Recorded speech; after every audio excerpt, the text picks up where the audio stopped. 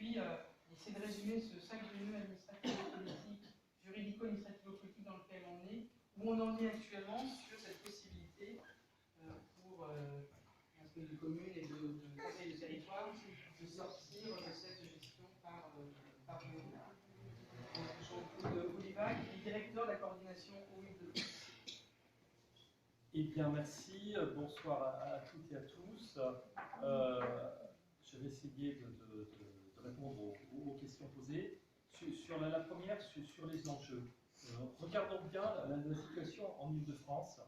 À savoir qu'on est un peu, on en parlait tout à l'heure justement avec nos amis indiens, on est un peu le berceau des multinationales en France et en Île-de-France dans le domaine de l'eau. Et c'est-à-dire que la vague de privatisation, elle vient d'ici. Hein. On a l'habitude de voir la mondialisation libérale, les États-Unis, d'autres pays, etc. Pour ce qui concerne l'eau, il faut bien avoir conscience que ça vient ici, et que les deux principales multinationales dans le domaine de l'eau, c'est Veolia et Suez, qui sont des entreprises françaises. On est dans une situation en Île-de-France où, depuis, il y a un grand syndicat qui s'appelle le syndicat des eaux d'Île-de-France, qui regroupe beaucoup de communes tout autour de Paris, actuellement 150 moins 24, ça fait dans les 100, 125, 126. Et donc ce syndicat, qui est dirigé par M. Santini depuis 35 ans, M. Santini est président de ce syndicat depuis 35 ans, depuis toujours, c'est-à-dire depuis qu'il a été créé en 1923, confie la gestion de l'eau à Veolia, ou à l'ancêtre de Veolia, qui était la Générale des eaux. Voilà, donc pour vous dire la puissance du dispositif, du verrouillage. Et donc, pour aller rapidement, quels enjeux on peut voir entre cette question.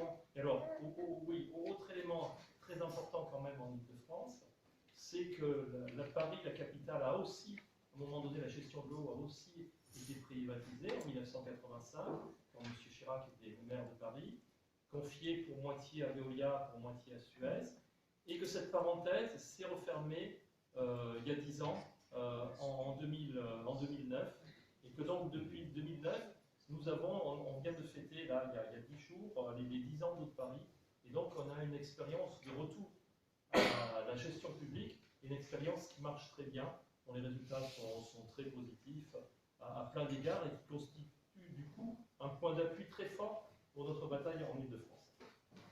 Donc quels sont les grands enjeux vus du côté des usagers? Le premier, et c'est vraiment l'entrée, je dirais, la plus populaire, c'est la question du tarif.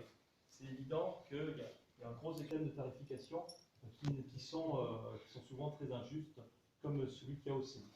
Ce n'est pas le seul enjeu. Je pense qu'il y a vraiment deux logiques différentes entre la logique de la marchandisation et la logique de gérer l'eau comme un patrimoine, voire comme un bien commun. Cette logique, on la voit à plein d'égards. On la voit aussi pour ce qui est des questions d'écologie. Aujourd'hui, Haute-Paris, ils veillent à la qualité de l'eau brute qu'ils vont employer pour produire l'eau potable qui sera servie aux usagers. Et donc, qu'est-ce que ça veut dire très concrètement? C'est que depuis quelques années, Haute-Paris favorise, voire incite financièrement à la conversion en agriculture biologique des agriculteurs qui sont autour de ces champs de captage. Donc voilà, c'est quelque chose d'extrêmement positif. Ça a été fait, c'est pas les seuls à faire ça. Il y a d'autres villes, Munich en Allemagne le fait depuis très longtemps. Voilà, on agit en amont.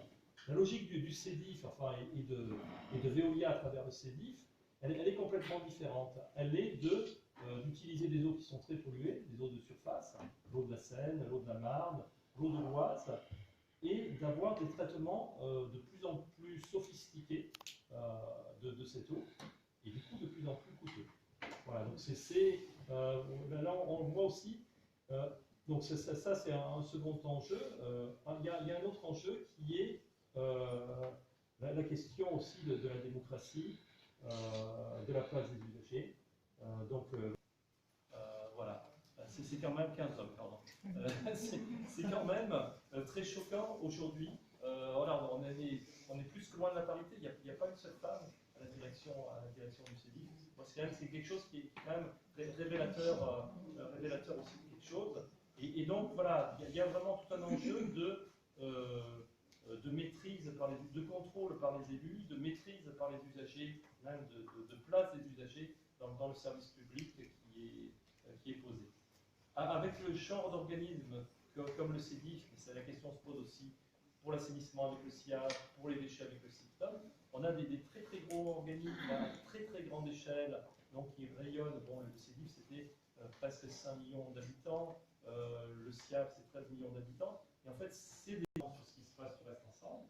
On est dans une logique au contraire de proximité pour que les élus puissent vraiment décider et pour que les citoyens aussi puissent avoir leur mot à dire dans la gestion de l'eau. Alors ce qui se passe sur Reste Ensemble, c'est qu'en fait, quand on est au CEDIF, on ne peut plus en sortir. Parce qu'il faut que tout le monde soit d'accord pour que vous sortiez. Donc, on a eu malgré tout un créneau un peu inattendu il y a 2 ans avec la réforme de Paris. Avec ce transfert de compétences, en fait, il a fallu réadhérer au CEDIF